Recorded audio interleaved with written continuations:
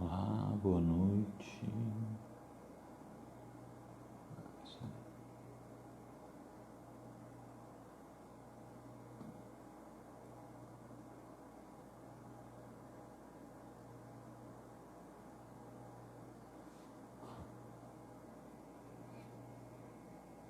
Olá, boa noite.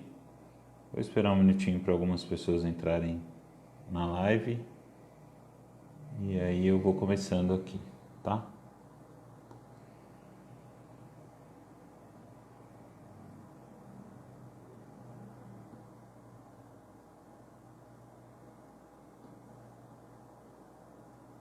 Vou tentar compartilhar aqui pela minha página também, porque a gente consegue um alcance melhor de outras pessoas também.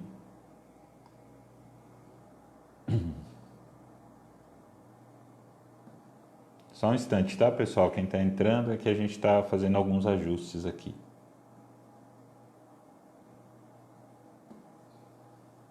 Encontrei. Agora eu quero compartilhar.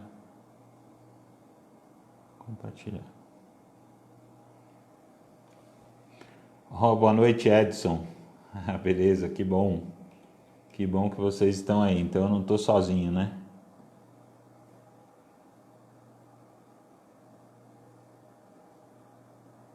Eu compartilhei aqui, mas compartilhei pela página errada. Desirê, Buena, salve, salve também. Bom, todos muito bem-vindos. Meu nome é Juliano, para quem estiver assistindo e eu não conheço. Eu sou psicólogo de formação, atualmente faço a gestão dos programas de recuperação e tratamento aqui do Instituto Padre Haroldo. Também sou especialista na área de saúde mental e dependência química. Sou professor no curso de psicologia da Faculdade Anhanguera, dando supervisão de estágio. Membro do Conselho Estadual de Política de Drogas de São Paulo, o CONED, SP, e também membro do COMAD Campinas, que é o Conselho Municipal de Política sobre Álcool e Drogas. No início do ano nós fizemos aqui junto com uma equipe do Instituto Padre Haroldo, a nossa presidente, tô te vendo, Desirê. Nós fizemos um cronograma de um ciclo de palestras para serem desenvolvidas ao longo do ano, uma palestra por mês com diversos temas que seriam trazidos aqui presencialmente para as pessoas, utilizando o espaço aqui do nosso centro de eventos. Nós tivemos a primeira palestra com a nossa presidente, a Lúcia Zidóia, que falou sobre prevenção de drogas na adolescência. E só que aí com essa história da pandemia a gente não pode dar continuidade. Boa noite, Fagner, boa noite, Everson, boa noite a todo mundo que está assistindo. Então a gente não conseguiu dar sequência nessas palestras presenciais por conta do que a gente está vivendo agora, e aí a ideia é que a gente continue, mas até essa situação se normalizar, a gente vai utilizando esse canal digital aqui, né, das redes sociais, para a gente não parar com a nossa missão, que também é levar informação para as pessoas, levar informação de qualidade sobre temas específicos, não só necessariamente relacionados à questão de drogas e saúde mental.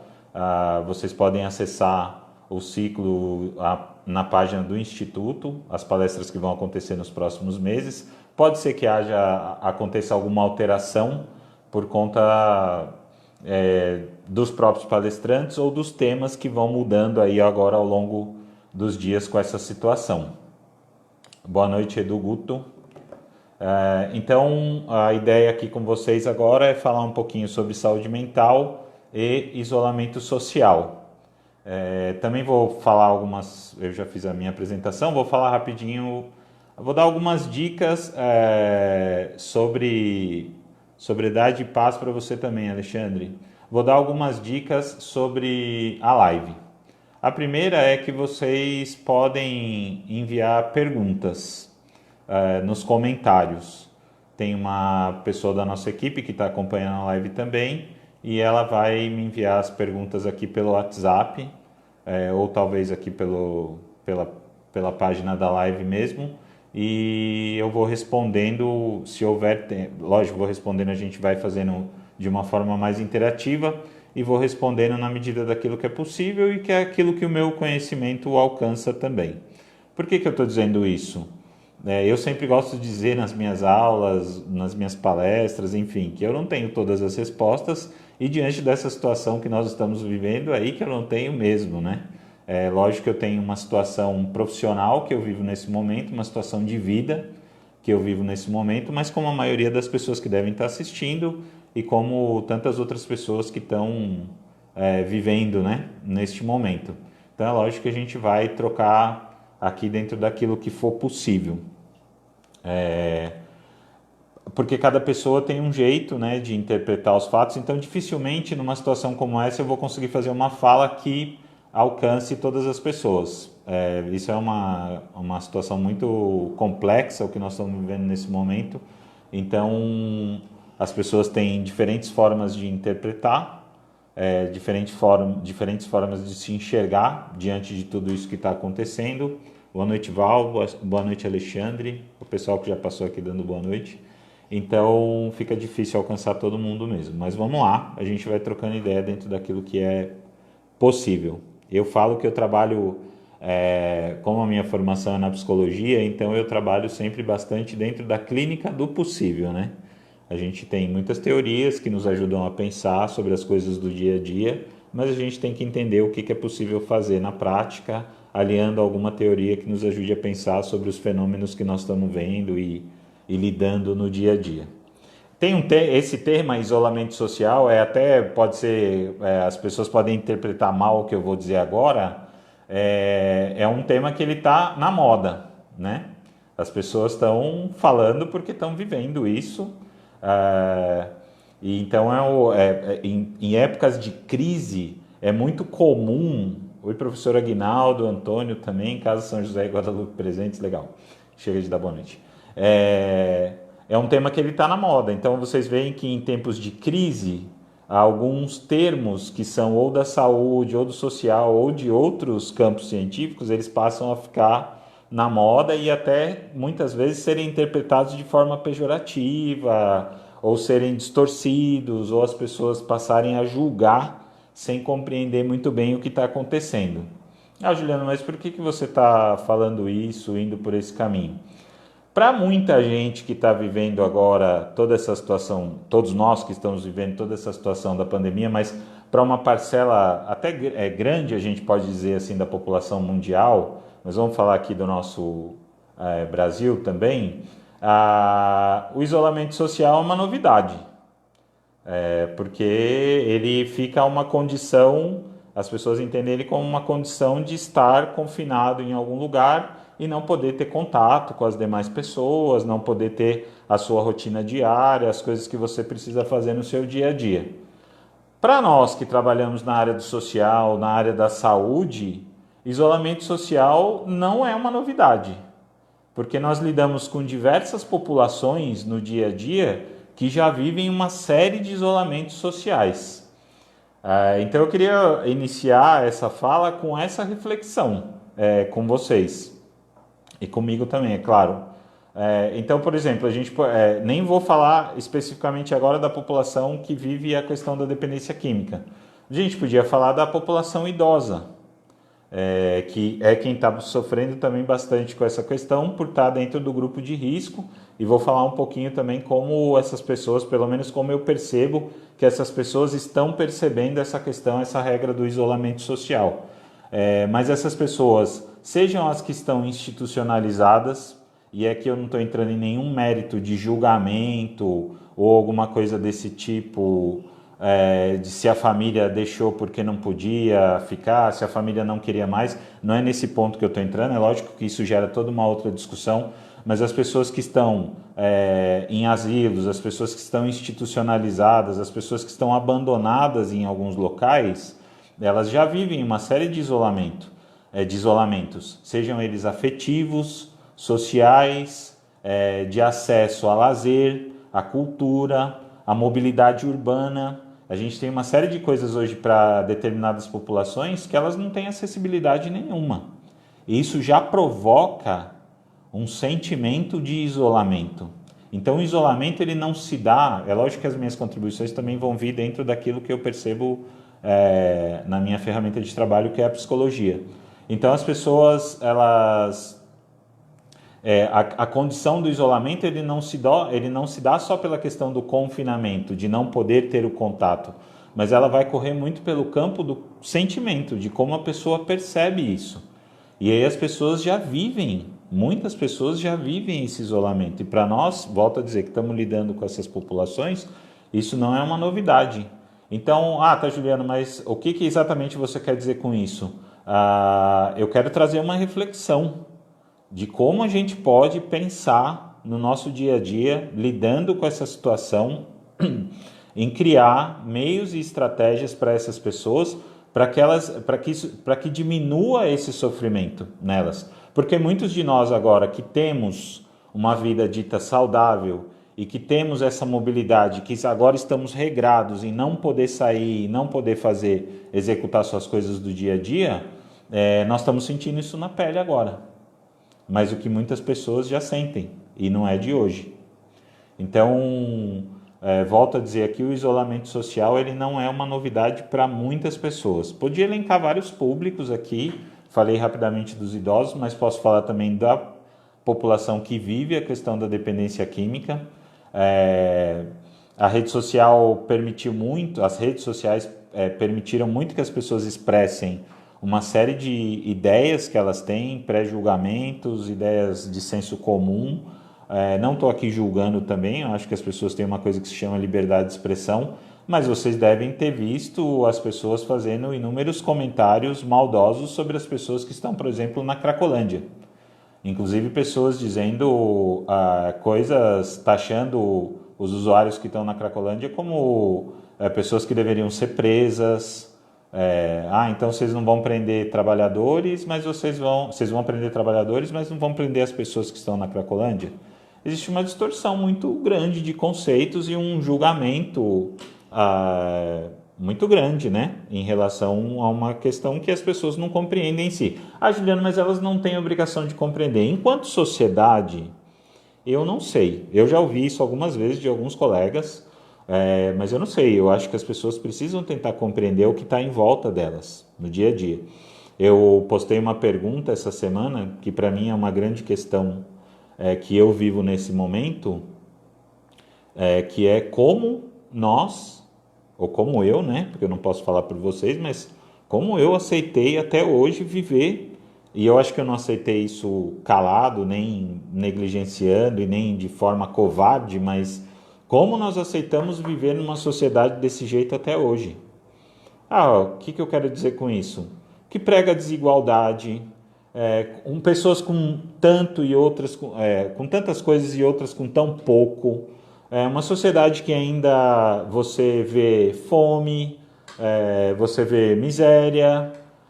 Juliano, mas esse discurso ele está passado. Não, ele não está passado, ele está na nossa frente, no dia a dia. Esses são fenômenos que a gente enxerga no dia a dia das pessoas. E não só nós, por que eu estou falando isso também? Não só nós que lidamos com profissionais que lidamos com a área da saúde, do social, da educação.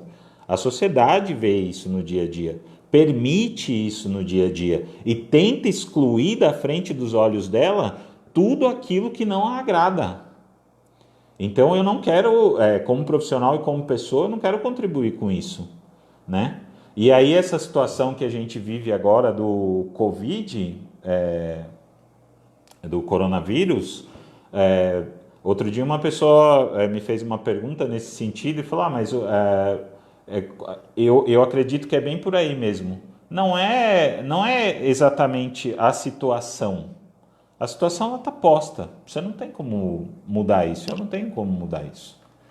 Mas é muito mais e isso é uma coisa que eu levo para a vida e percebo que muitas outras pessoas também, é a forma como você interpreta a situação.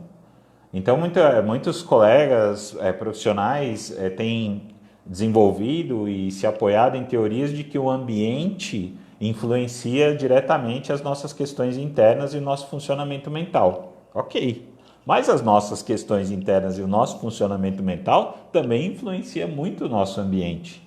Por quê? É a percepção e o significado que nós damos para as coisas. Então a pandemia ela é uma coisa que está posta. Ela está aí. O vírus está aí. As pessoas estão adoecendo, as pessoas estão morrendo. Isso é mundial. Eu nem vou entrar no mérito desses comentários esdrúxulos, dessas coisas de pessoas que ficam falando sobre farsa, conspiração, porque também não é o meu foco aqui com vocês, mas a coisa está posta. O que eu posso mudar? A partir daquilo que eu enxergo e interpreto toda a situação. E aí eu preciso ter cuidado com algumas mensagens que são colocadas. Por exemplo, uma declaração bem rápida, o governo se mobilizou para isso, e tantos outros profissionais, tantas outras pessoas se mobilizaram para isso, para nos colocarem numa estratégia de guerra diante dessa situação do Covid-19. Eu, como alguém da área da saúde, eu me fiz um questionamento. Eu tenho um colega, um amigo, um grande amigo, Acácio Augusto, que é professor na Unifesp. Ele escreveu um texto bem interessante, eu li na semana passada, ele já lançou tem acho que 2 ou 3 semanas, foi logo no começo da pandemia, que ele fala sobre a declaração de guerra a um inimigo invisível. E aí ele cita coisas bastante interessantes no texto que me fizeram pensar, como por exemplo, você propor uma estratégia de guerra para uma questão sanitária, para uma questão de saúde.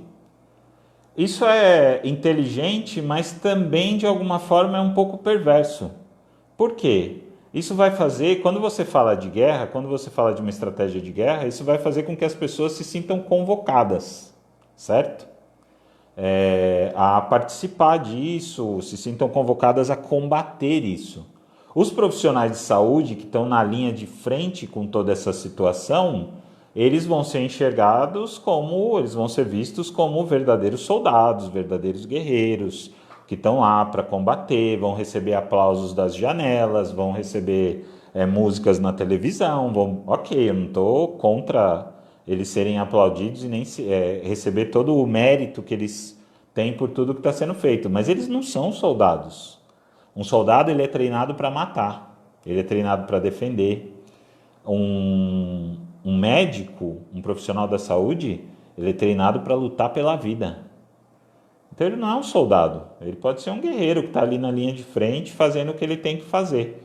E essa é uma reflexão que foi muito importante para mim essa semana, porque também numa guerra ninguém vai incitar a vocês a mim e a vocês coisas como apoio mútuo, fraternidade, solidariedade, ação direta. Isso não vai acontecer. Porque a guerra vai fazer com que as pessoas se isolem. E beleza, eu não estou contra o isolamento social, mas vai ficar posto, você vai ficar... inclusive, você vai ficar vigiando... Olha que interessante. Em vez de você se preocupar necessariamente com a ajuda, você vai ficar vigiando o comportamento do outro. Olha, você tem que ficar mais... Tudo bem, gente, eu não estou contra, tá? Eu não estou contra as regras. Eu acho que toda a regra de distanciamento social ela tem que ser seguida mesmo. Isso está posto, está comprovado, né, cientificamente. Isso diminui a questão do contágio. Mas você vê as pessoas elas quase que de uma forma neurótica vigiando as outras pessoas, vigiando o comportamento das outras pessoas e quase que punindo aquele que por um deslize, uma não percepção do que está acontecendo, acaba negligenciando alguma das regras. E aí a gente não cria uma atmosfera de solidariedade, de fraternidade, de apoio mútuo, porque isso não cabe dentro de uma guerra. Então para mim ficou muito claro essa coisa, eu abandonei. No começo eu estava com essa coisa, não, é guerra, vamos lá, tem que... Não é. A gente tem que seguir aquilo que está preconizado pela Organização Mundial da Saúde, aquilo que tem sido dito pelo Ministério da Saúde, aquilo que a gente está vendo no dia a dia, nos nossos locais de trabalho. Eu, no caso, estou trabalhando porque é um serviço essencial, a questão da comunidade terapêutica, do atendimento aos dependentes químicos. Lógico que a gente está tomando uma série de cuidados, seguindo todos os protocolos aqui, mas eu não estou numa guerra. eu preciso criar um ambiente de fraternidade com as pessoas. As pessoas estão precisando de muitas coisas. Isso está sendo dito o tempo todo na televisão, isso está sendo dito o tempo todo nas redes sociais.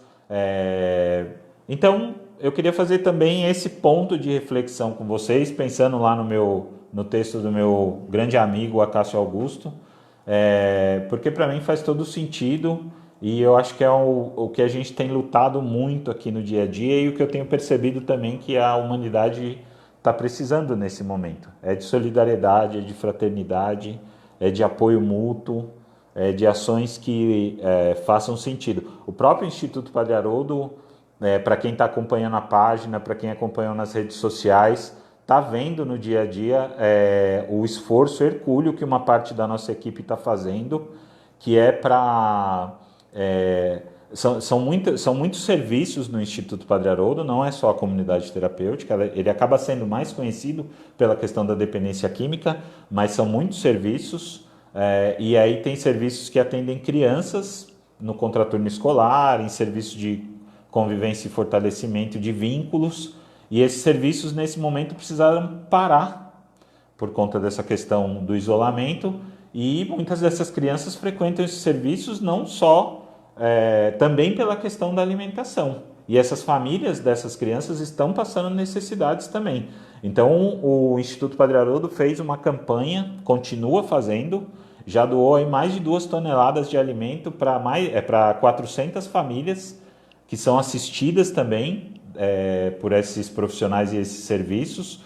Por quê? Porque entrou nessa questão do apoio mútuo. As pessoas precisam, as pessoas estão com necessidades básicas e a gente tem que dar um jeito enquanto instituição.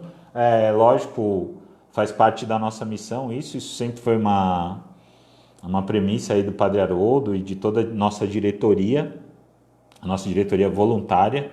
Inclusive tenho diretores aqui na live agora também assistindo, não estou falando só porque eles estão aqui, mas a gente sabe do esforço hercúleo que eles fazem não só para manter as questões internas da obra, mas também externas. E um parabéns especial para a equipe, a Lorete, a Vanessa, a Maria Lúcia, a equipe que está trabalhando aqui, pessoas que eu nem estou vendo também e que estão trabalhando para dar conta dessa situação. Então é um pouco disso que eu acho que a humanidade está precisando e que nós também temos que fazer o nosso papel. Toda essa situação tem gerado muito medo nas pessoas, a gente percebe isso no dia a dia. Eu não tenho outro caminho melhor do que perceber as minhas questões internas, então eu também senti medo várias vezes. Eu tenho, falando de uma questão particular minha, não vem muito ao caso, mas eu tenho ficado full time no meu trabalho, aqui no Instituto Padre Haroldo. Primeiro porque eu quero estar perto das pessoas que precisam aqui e segundo porque eu tenho questões pessoais que exigem um isolamento maior nesse momento. Das minhas filhas, da minha esposa, então... Só que várias vezes eu me peguei lidando com esse medo e também tenho auxiliado equipe, acolhidos que estão aqui se tratando para a questão da dependência química, porque toda essa situação, o que essa questão do medo gera para algumas pessoas? Uma paralisação. A pessoa não sabe muito bem para onde que ela vai, não tem ideia do que vai acontecer, assim como muitas vezes a gente também não tem, a gente está lidando com as informações no dia a dia, mas esse medo ele pode paralisar a pessoa. Então é importante que eu e outras pessoas estejam aqui e que também, quando vocês percebem isso no dia a dia, nas pessoas que estão próximas de vocês vivendo o confinamento, vivendo o isolamento, é importante ajudar a pessoa a elaborar isso, encontrar caminhos para lidar com esse medo. Porque o medo ele paralisa, ele aumenta a angústia, ele aumenta os níveis de ansiedade, ele faz a pessoa ter crises mais intensas. Então é importante ofertar escuta, é importante estar junto dentro do que é possível, né, no distanciamento, mas claro, cada um dentro do seu espaço nesse momento do isolamento. Voltando um pouquinho na questão da nossa população, né? As pessoas que fazem uso de drogas não vivem em isolamento social só na Cracolândia, vivem em isolamento. A gente sabe que a dependência química hoje é uma coisa que ela Eu falo assim, né? Tanto a dependência química, isso pode ser até meio clichê, talvez um argumento não tão com evidência científica assim, mas a dependência química, assim como o Covid-19, colocou todo mundo numa horizontal, né? Ela não escolhe pessoas. É lógico que dependendo da sua classe social você vai ter diferentes recursos para lidar com essa situação, mas de qualquer forma ela nivela, né, as pessoas. É um tipo de doença, é um tipo de medo que as pessoas têm de viver isso, que coloca as pessoas no mesmo lugar.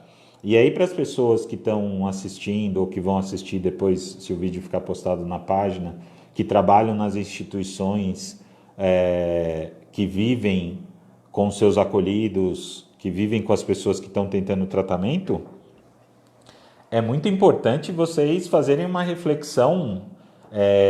Se vocês, e eu estou falando também porque eu faço essa reflexão constantemente com a minha equipe, se nós não produzimos outros tipos de isolamento muito antes de qualquer pandemia, né? O isolamento da comunicação, o isolamento do acesso a lazer, cultura, mobilidade, enfim, tantas outras coisas que as pessoas precisam. Acesso a recursos que elas têm direito, né? Outro dia um colega colocou uma questão como metodologia, dentro da metodologia ele colocou da metodologia de trabalho dele, ele colocou garantia de direitos. Aí eu falei, pô, cara, garantia de direitos eu não entendo como metodologia, eu entendo como obrigação, né? Então a gente tem que garantir o direito das pessoas que a gente está atendendo, pensando agora enquanto comunidade terapêutica, e não criar nada fora disso, né? Quase, eu sei que para algumas pessoas isso é inimaginável, mas a gente ainda vive discutindo questões como essas, não só na comunidade terapêutica, mas em tantos outros serviços, em tantos outros espaços.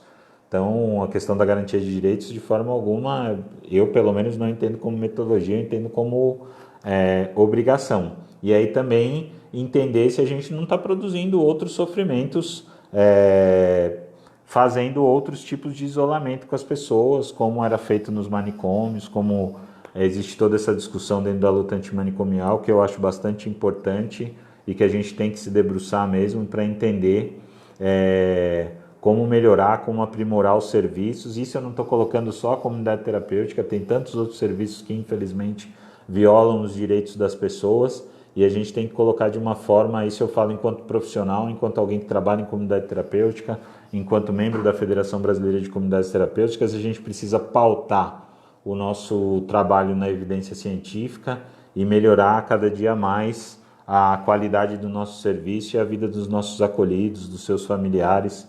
Lógico que voltando no início da minha fala, dentro da clínica do possível, né? Dentro daquilo que é possível. A gente percebe também, existe agora alguns estudos sendo produzidos, né? Estava até conversando com uma colega aqui antes do início da live, que falam sobre conexão neuronal. E aí você estabelece uma série de conexões neuronais no seu dia a dia à medida daquilo que você vai vivendo. E aí a gente começou a conversar especificamente sobre as relações, né? Então, muitos de nós têm uma rotina de trabalhar, de retornar para casa e ver os filhos, tem uma rotina estabelecida de segunda a sexta-feira, chega no fim de semana, voltando, tá lá no início, gente, isso não vai contemplar todo mundo, cada um tem a sua realidade, mas falando de uma grande maioria. Então a gente tem uma rotina estabelecida de segunda até sexta-feira, chega no fim de semana essa rotina quebra, são feitas outras atividades, né? O pessoal espera bastante aí o fim de semana, eu também, para poder fazer algumas coisas que a gente não consegue fazer durante a semana. Isso vai gerando uma série de percepções para nós e uma série de conexões neuronais. À medida que isso é cessado de forma abrupta, como foi agora, é claro que o seu cérebro ele vai produzir isso por outros caminhos. Então tem pessoas que você estava tendo acesso que você passa a não ter. Vamos falar especificamente de pais que veem os filhos todos os dias e agora não estão conseguindo ver, ou porque precisam estar isolados no trabalho, ou porque precisaram ir para casa de outro parente para não ter contato com avós que também moram com os filhos juntos, enfim, aí são as diferentes composições familiares, diferentes situações, mas vamos entender, à medida que o isolamento vai avançando, como tem avançado nesse momento, você vai produzir outras percepções dessa situação, porque você quebra aquela rotina. Ah, Juliano, mas eu tenho as lembranças, eu tenho o afeto, né? Eu tenho coisas que estão intimamente ligadas a essas crianças, a essas pessoas. Ok. O que esses pesquisadores estão dizendo e que eles estão avaliando agora é o que vai ser produzido a partir desse isolamento. E aí, o que vai enquanto conexões neuronais, enquanto forma de se comportar. Então, assim, fazendo uma leitura rápida desse fenômeno, eu não consigo assim não entender que a humanidade daqui para frente vai mudar muito. Seja no comportamento, seja na forma de ver as coisas, seja na forma de desenvolver as relações, seja nisso que nós estamos fazendo aqui agora. Então, as pessoas que não estão, por exemplo, podendo se ver, elas estão se vendo por chamadas de vídeo, por ligações telefônicas, por mensagens de WhatsApp, mas não é a mesma coisa que o contato humano, né? Que o contato físico.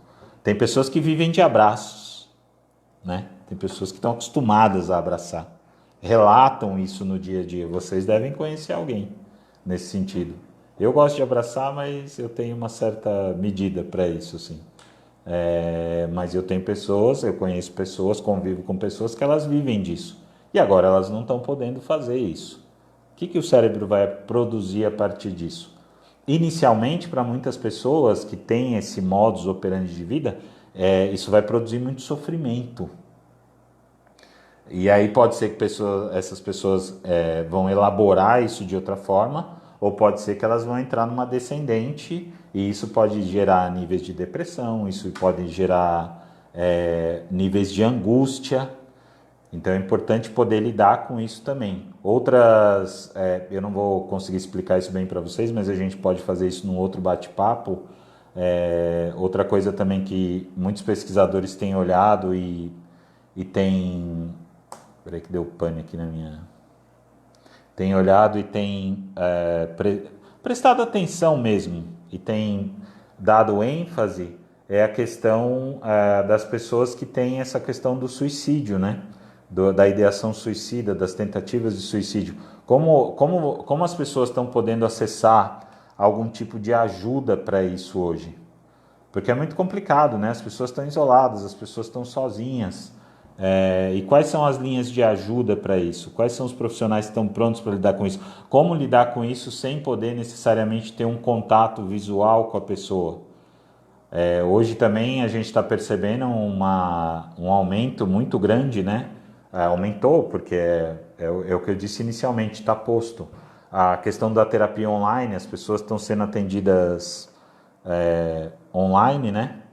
E tem vários profissionais com dúvidas também em relação a isso, como que se dá essa questão da interação, como que você atende uma pessoa de forma online. Tem gente que acha que é só ligar a câmera e pronto, a coisa vai acontecer. A gente sabe que não é tão simples assim. A gente sabe que a coisa exige uma certa habilidade do profissional, exige uma certa disponibilidade da pessoa para isso, né, para participar de uma situação dessa. Então, o que você quer dizer com tudo isso, Juliano? Para quem ainda não percebeu, pode ser também que se trata de uma negação da realidade, vamos dizer assim. As pessoas, o mundo está mudando, as pessoas estão mudando. É uma pena que seja pelo menos na minha leitura, é uma pena que seja de uma forma tão abrupta, né? É uma pena que seja de uma forma tão... sem a gente ter um tempo de se planejar para isso. Com rompimentos de vínculos, com impossibilidades, com perdas, com medo, com toda essa questão que foge do nosso controle, né? A sensação de descontrole nesse momento é muito grande. A sensação de medo nesse momento é muito grande. Então, que pena que é desse jeito. Mas existe uma necessidade, uma ordem mundial de se reorganizar. E aí... Voltei aqui, pessoal. É que tá dando pau aqui nos meus aparelhos aqui, o O computador desligou, o celular agora parou, mas vamos lá. Eu não vejo outro caminho que, pensando enquanto psicólogo, pensando na psicologia, eu não vou entender outro caminho para essa mudança que não seja a gente começar uma reorganização interna. E aí no início da live eu queria ter dito isso, mas me fugiu e está voltando agora.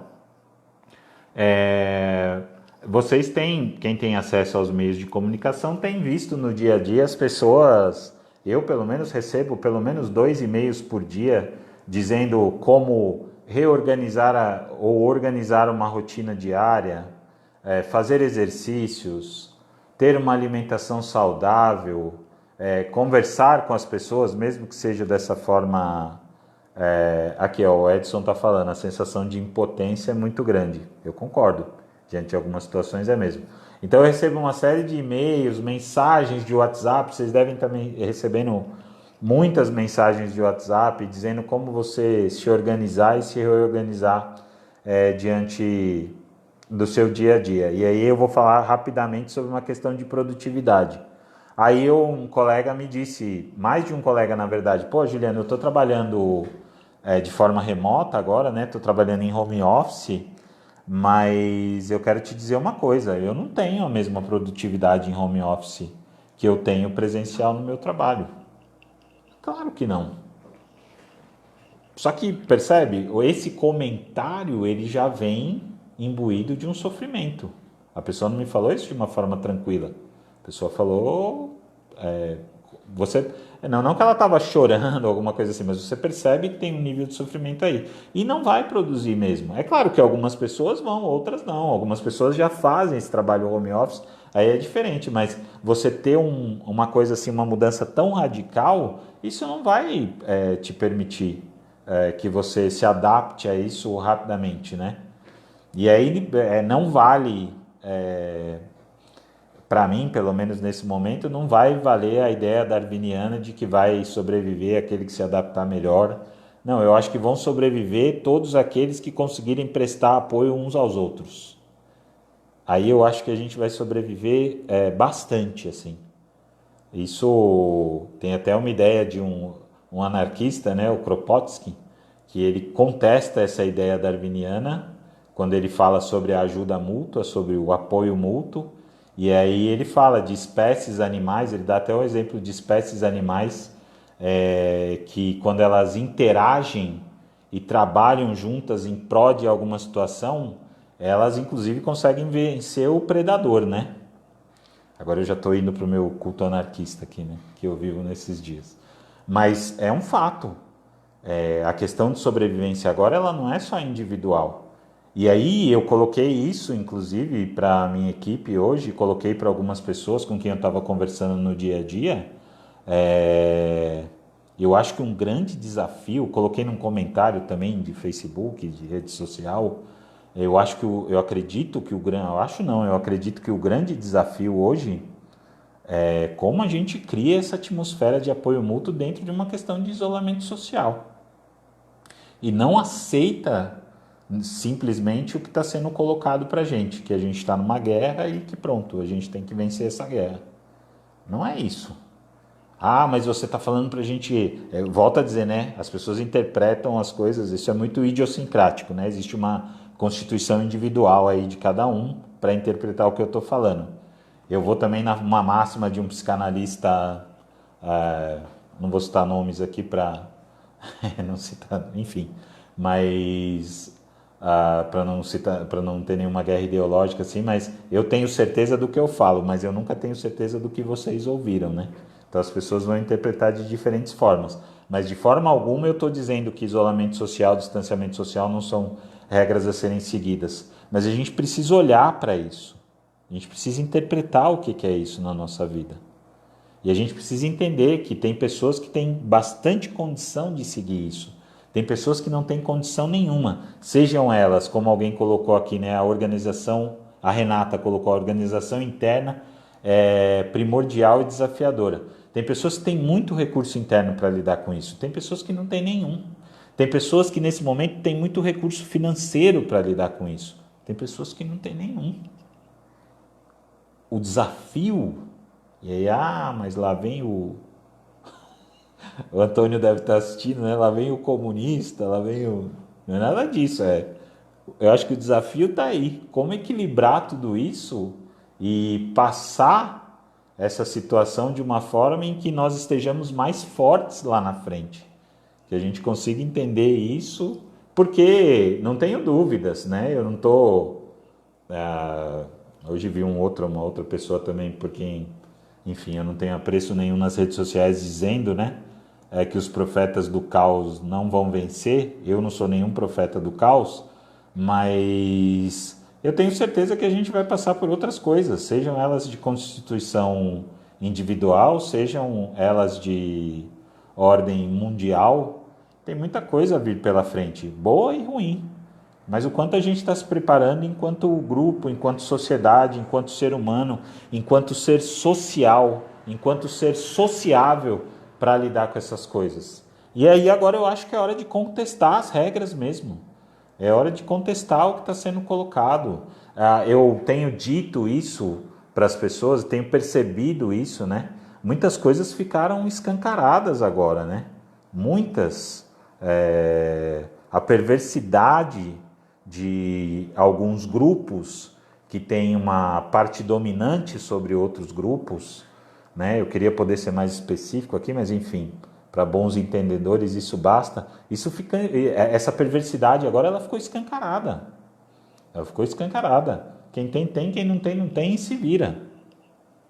A necessidade do controle social, a necessidade de controlar o que as pessoas pensam, o que as pessoas produzem, a necessidade de controlar a internet, a necessidade de controlar as nossas conversas, isso tudo ficou escancarado agora, com essa ideia de um vírus, com esse inimigo invisível que estão tentando colocar para a gente, que ele existe, mas que a gente não consegue ver ele no dia a dia. Então, isso está ficando claro, isso está ficando escancarado. As pessoas que detêm um certo poder, elas estão com medo, porque agora a gente está vendo. A gente está vendo. A gente está vendo o que a gente já via. Pode ser que agora a gente está entendendo melhor tudo o que está acontecendo. E aí também, diante dessas situações, sejam de classes sociais mais favorecidas ou menos favorecidas, a gente tem tido aí, eu tenho tido relatos, tenho atendido online também, tenho conversado com pessoas, por exemplo, uma paciente me relatou, Juliano, minha mãe faz uso de uma medicação psiquiátrica. Falei, tá, tudo bem. Aí ela falou, é uma medicação para ansiedade. E ela está relatando agora que, ela inclusive está conversando com o psiquiatra dela, mas ela está relatando agora que é como se a medicação não fizesse efeito. Você pode me dizer assim, você tem ideia do que está acontecendo? Eu falei, tenho. Ela tem um problema de ansiedade, só que agora ela está vivendo outro nível de ansiedade com toda essa situação. Mudou, né? Ela tinha um modus operandi ali de vida, tinha uma rotina estabelecida, fazia uso da medicação psiquiátrica. Eu estou falando isso, gente, mas assim, já tem gente pesquisando, já produzindo ciência em cima disso, tá? Isso não é o Juliano que está simplesmente aqui. É só uma coisa que eu vivi clinicamente do dia a dia, que essa pessoa me relatou, me pediu um auxílio em relação a isso. Eu não trabalho com medicação, porque eu não sou médico, mas falei, o que eu posso te dar a contribuição é dentro da leitura que eu tenho da psicologia. Essa pessoa está vivendo um outro nível de ansiedade agora. Então pode ser que a medicação realmente não faça efeito. Tem que fazer uma nova consulta, relatar isso para o médico dela e entender como é que vai manejar essa situação. É tudo novo, é tudo diferente nesse momento, né? E ao mesmo tempo tudo tão comum, tudo tão peculiar, né? Porque você provavelmente está me assistindo aí de dentro da sua casa, de dentro de onde você está morando nesse momento, e aí pode ser que nada seja tão novo, mas o novo é permanecer tanto tempo no mesmo lugar, né? Com isso, muitas pessoas não estão acostumadas, e aí esse é um grande desafio. Eu também ouvi muitos relatos de aumento de violência doméstica, o que é um problema grande, né? Não só o aumento de consumo de medicação, mas também do aumento do consumo de álcool, isso dentro de casa, o que aí também vai, infelizmente, gerando essas situações que também não são novidade, infelizmente não são novidade.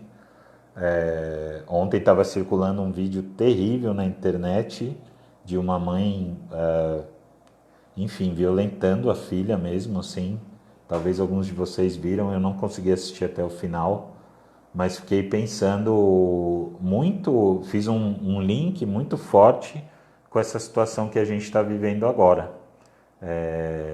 Não parece ser um vídeo antigo, e uma situação de violência doméstica exposta, escancarada numa rede social. Tudo bem que as pessoas que estão colocando estão tentando denunciar essa pessoa, mas fiquei muito pensando muito nessa questão do isolamento.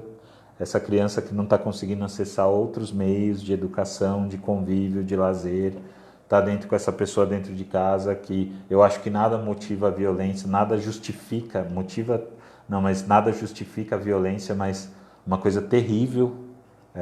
Volto a dizer, não consegui assistir até o final, mas que a gente tem visto o aumento. A gente também tem visto o aumento do consumo de álcool das pessoas que estão dentro de casa, e essas pessoas vivendo esse isolamento afetivo, social, de coisas às vezes simples ou um pouco mais complexas do dia a dia, mas que nesse momento elas não estão conseguindo acessar. Juliana, você está criticando o isolamento social? Não, estou falando que a gente precisa lidar com ele porque é uma realidade.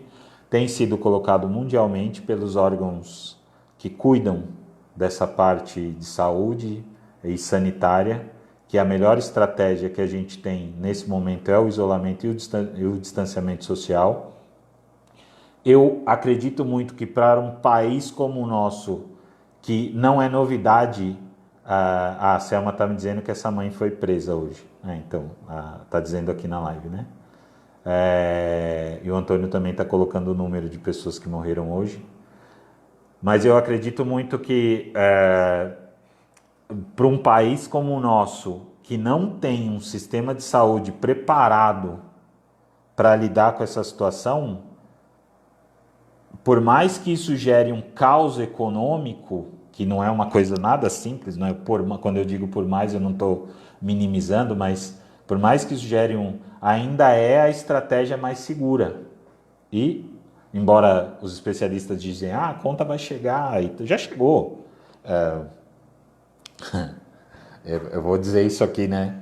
No início da pandemia, a gente recebeu uma determinação do governo do estado para fechar a porta da comunidade, por N motivos relacionados ao Covid. E aí eu recebi várias ligações, e-mails, mensagens, enfim.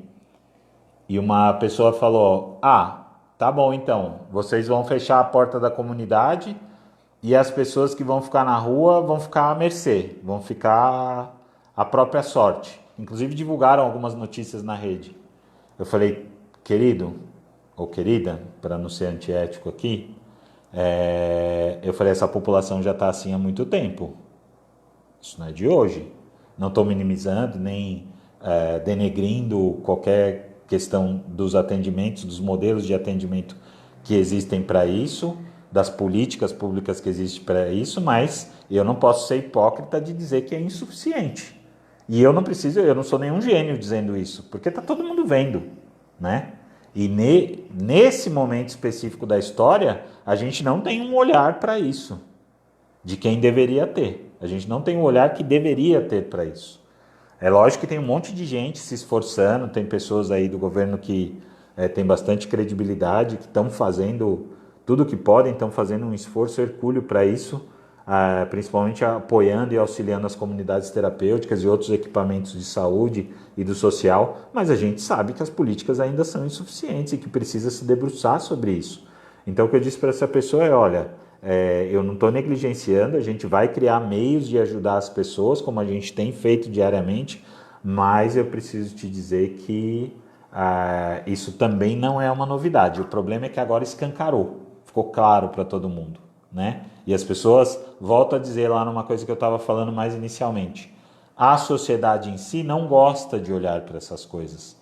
Então começa-se uma cobrança desenfreada de que pessoas resolvam isso de um dia para o outro, resolvam todos os problemas da humanidade, todos os problemas da sociedade de um dia para o outro.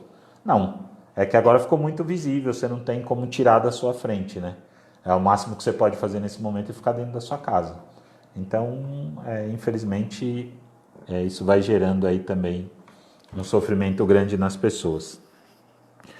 Juliano, quais seriam as estratégias para lidar com tudo isso? Porque até agora você só pintou o caos aqui, né?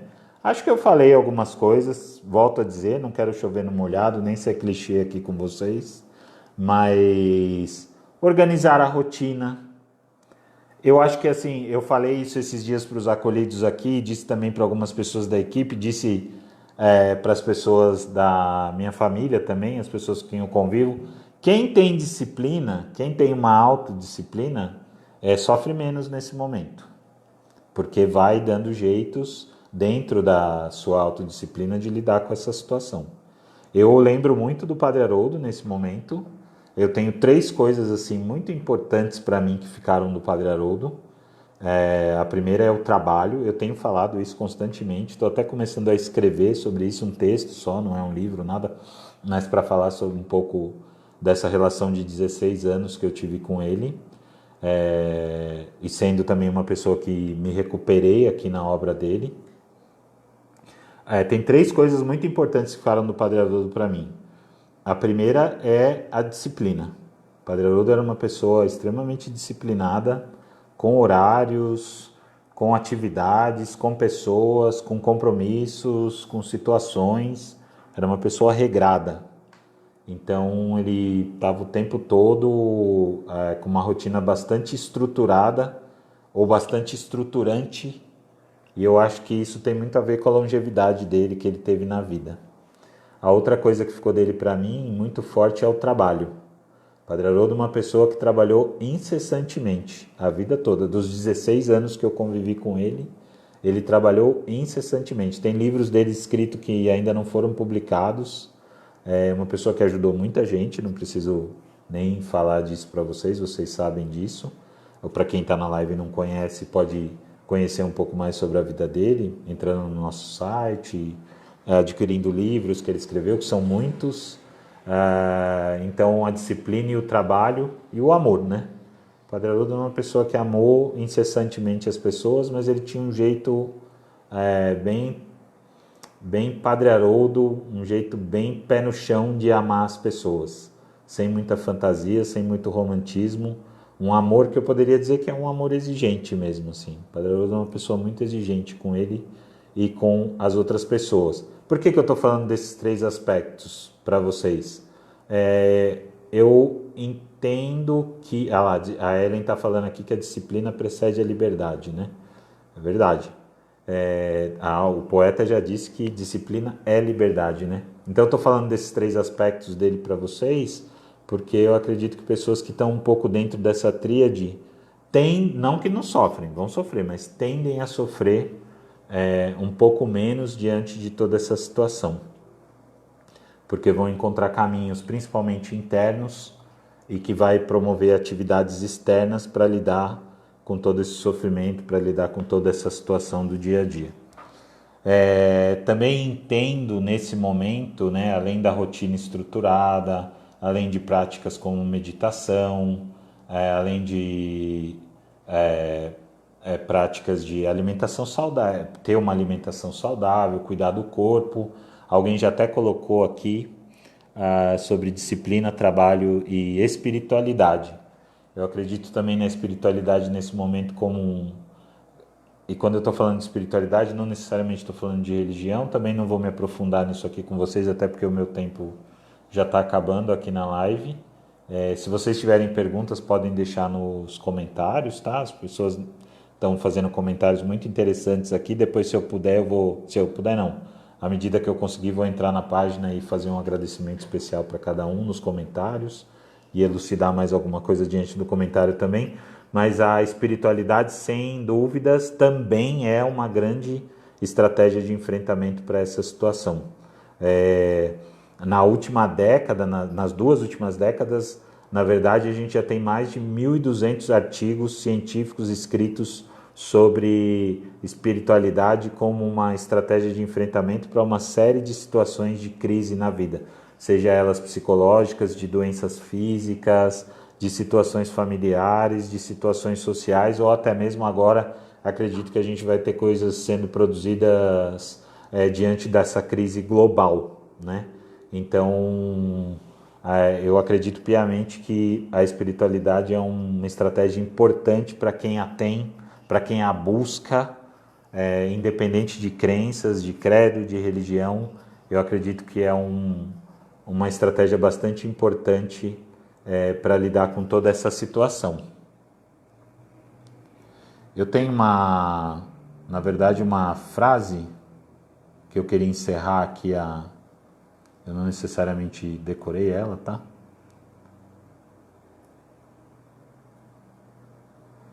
Na verdade, é uma frase de Santo Inácio, que ela fala que, e para quem acompanha sabe que Padre Haroldo era jesuíta e devoto de Santo Inácio e Nossa Senhora de Guadalupe, mas especificamente de Santo Inácio existe uma frase que diz que a vitória mais bela é vencer a si mesmo, é aquela de vencer a si mesmo, né? A vitória mais bela é quando a gente vence a si mesmo.